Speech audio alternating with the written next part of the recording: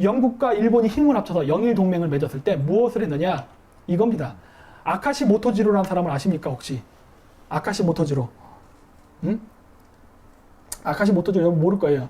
아카시 모토지로가 우리나라에서 헌병감을 했던 사람입니다. 우리나라 독립운동했던 사람들 무지장 때려잡았던 사람이에요. 우리나라에서 독립운동한 사람들 무지장 때려잡고 그 임기가 끝나서 대만으로 가서 총통을 하거든요.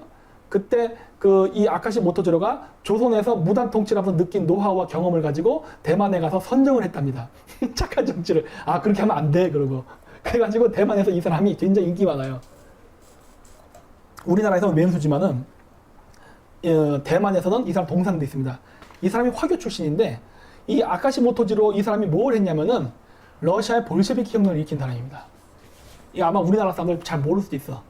러시아의 레닌을 자금 지원을 해서 제정 러시아를 쓰러뜨리고 볼셰비키 혁명을 만든 사람이 아카시 모토지로예요.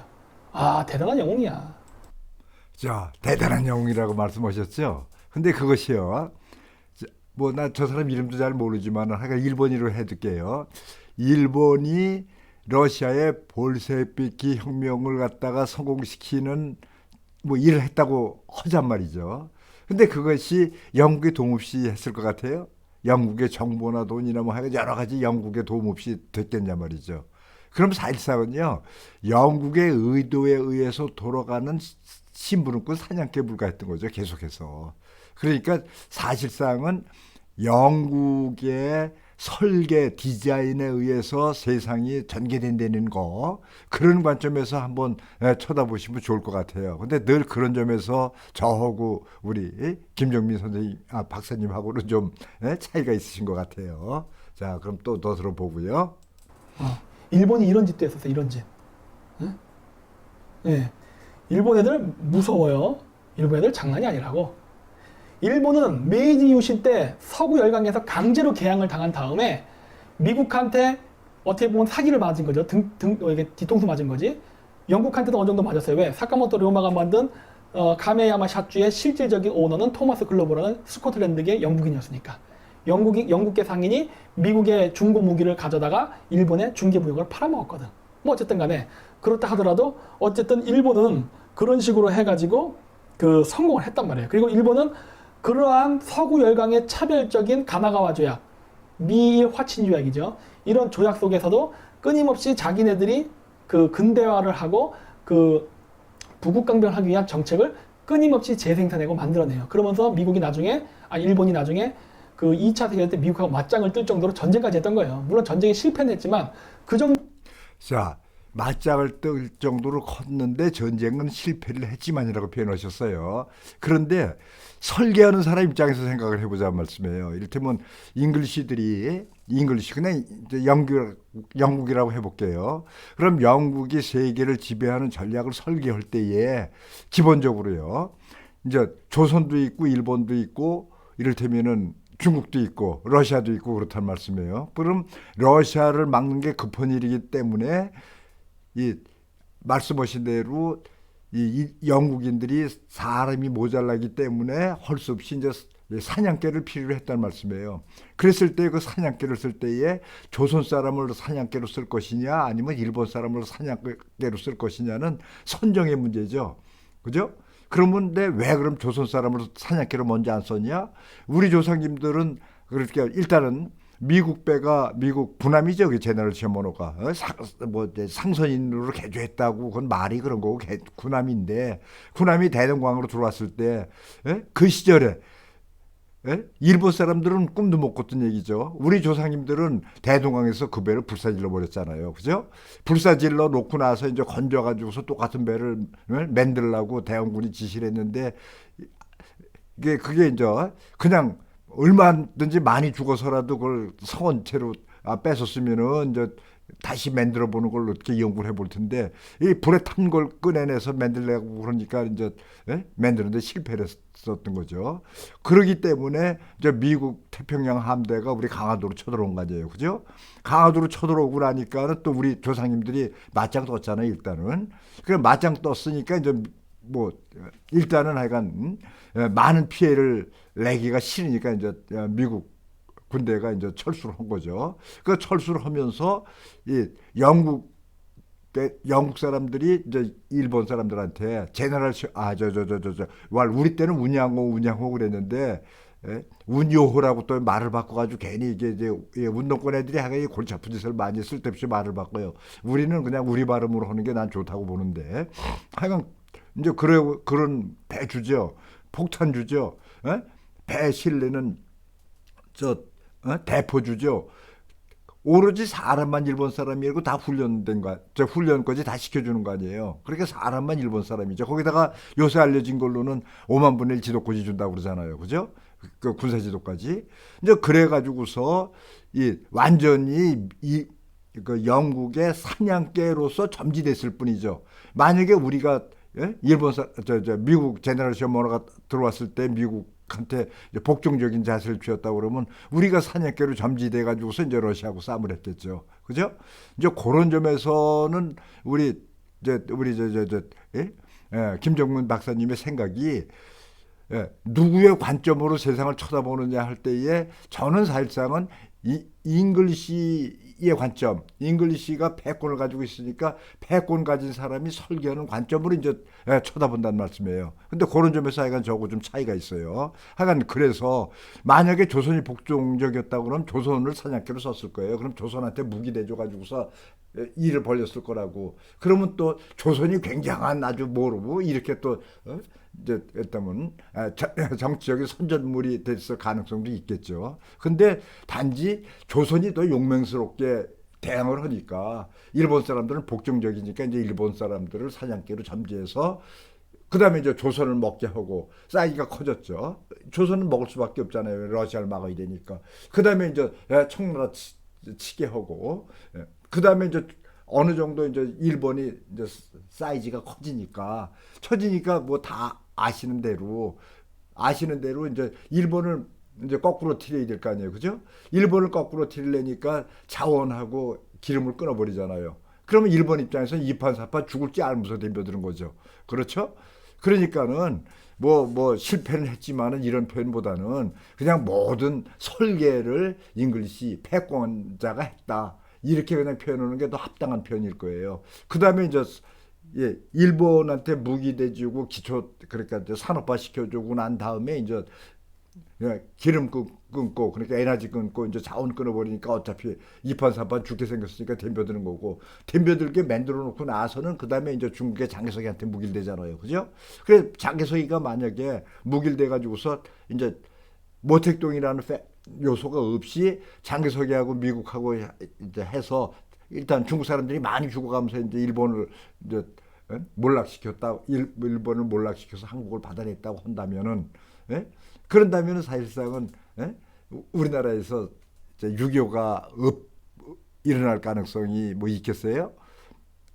그런데 문제는 이제 조선을 먼저 이제 먹게 되고 그 다음에 이제 일본이 커지면서 이제 일본을 거꾸로 튈 때 그때 이제 조선 사람들이 조선의 독립을 위해서 만주를 갔는데 그 만주를 간 조선 사람들이 학식이 많은 사람들이 많았다는 말씀이에요. 그러니까 그 학식이 많은 사람들이 먼저 나라를 뺏기고 나서 이제 독립운동을 시작하고 또 그 사람들이 굉장한 많은 역할을 해가지고서 그래가지고서 이제 일본에 대항하는 세력이 됐었던 거죠. 그래가지고 그 사람들이 중심이 되어서 만주에서 독립운동을 좀 많이 했었고 또 그 사람들하고 요새는 제가 이제 이건 전부 1910년대 어른들한테 이제 얘기를 들었던 건데 동부 항일 연군이라는 얘기로 해서 이게 한겨레 신문에서 연재도 됐었던 모양이더라고요. 난 안 봤는데 이제 그렇게 해가지고서 모택도이가 일단은 중국을 제패했단 말씀이에요.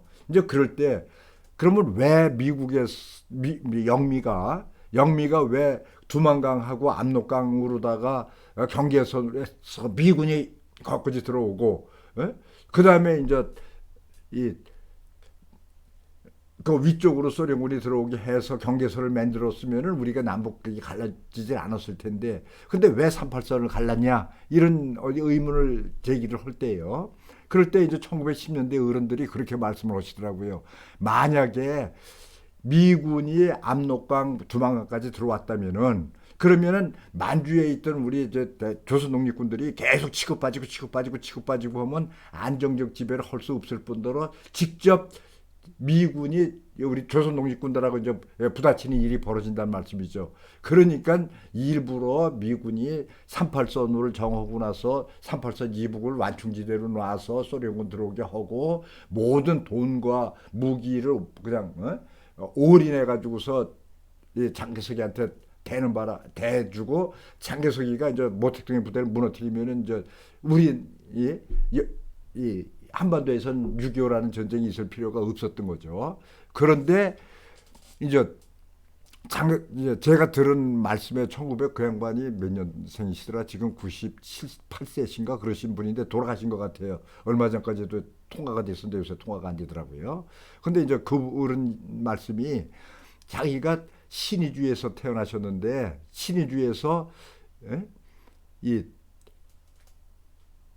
장개석이 부대가 단동거지 오는 걸 자기가 봤다고 그래요. 그러니까 장개석이 부대가 단동거지 오고 일대 모택동의 부대가 이제 두만강으로 몰려가지고서 거의 끝물로 이제 형편이 없을 때에 그랬을 때에 이제 그 조선 사람들이 선봉이 돼가지고서 장개석이 부대를 만주에서 3분의 2를 갖다 괴멸시켰다고 그러더라고요. 그래서 맨 앞에 선봉 섰던 건 조선 사람들이라고 그래요. 그 맨 앞에 선봉 섰던 조선 사람들이 장개석이를 해남도까지 몰아내고 대만으로 쫓아냈다고 그러더라고요. 그러면서 이제 모택동의 부대가 쫙 장악해가지고서 이제 중화인민공화국을 이제 세우니까 그러니까 이제 이 한반도에서 그 사람들을 부시면서 이 안정적 지배를 확보할 수 있는 시간을 내기 위해서 여기서 6.25가 꼭 필요했던 거죠. 그러니까 이제 미군이 여기서 다 빠졌다고 그러고서 공간을 주고 안 지킨다고 그러니까 김일성이가 내려오는 걸 유발해가지고서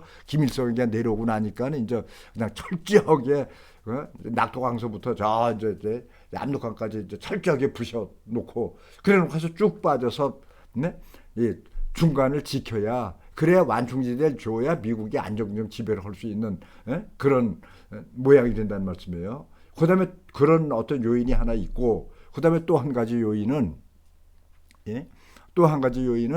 이 1차 대전이 끝나고 나서 전쟁 치를 때는 전부 그러니까 전쟁 물자 생산하는 군수 공장만 돌린다는 말씀이에요. 그러다 전쟁이 딱 끝나고 나면은 배란간의 민소 공장으로 이렇게 전환을 못 하니까 아주 굉장한 경제적인 문제가 생긴다는 말씀이에요. 이제 그러니까 이제 전력을 다해서 전쟁을 치르고 나서 전쟁이 끝나고 나면은 어디 국지전이 있어가지고서 국지전으로 군수공장을 돌리면서 차차차차 줄여나가면서 국지전에서 소멸시켜가면서 민소공장으로 바꿔나가는 어떤 그런 형태를 취하면은 경제적 큰 문제가 안 생긴단 말이에요. 이제 그럼으로써 사실상은 6.25 전쟁을 끝나고 나서 영국 역사상 그런 호황이 없는 호황을 만났다고 그러더라고요. 그 다음에 미국도 마찬가지로 아주 대단한 호황을 만났던 거고요. 근데 영국에서 하여간 그런 호황을 만날 때, 그럴 때 이제 대충 영국의 잉글랜드 인구가 한 5천만 되는 것 같아요. 남한 인구하고 비슷하고. 그 다음에 땅 넓이는 뭐 11만 평방 정도, 대충 하여간 북한 땅 넓이하고 비슷한 것 같아요. 그런데 이제 5천만 되는 이제 잉글랜드가 아일랜드, 스코틀랜드를 정복하고서 이제 아일랜드 독립시켜준 지역 말고서 북아일랜드랑 스코틀랜드 합쳐서 한 인구가 2천만 되는 것 같아요. 그 다음에 이제 나무 처지가 우리 6.25 전쟁이 끝나고 아주 초호황을 누릴 때에 박시단 사람을 대거 불러들이면서 막 그냥 노동자로 막 불러들였다고 그러더라고요. 그 다음에 이제 자마이카 사람들도 막 불러들이고 그래가지고 대충 박시단 사람하고 자마이카 사람들이 한 700~800만 전엔 한 700만 되는데 좀 늘어서 한 800만까지 되나? 그래서 이제 잉글리시가 5천만, 아이리시 스코티시가 한 2천만, 그래서 합쳐서 7천만에다가 이제 파키스탄 사람, 자마이카 사람 섞여서 한 7~800만에서 7,700만이 지금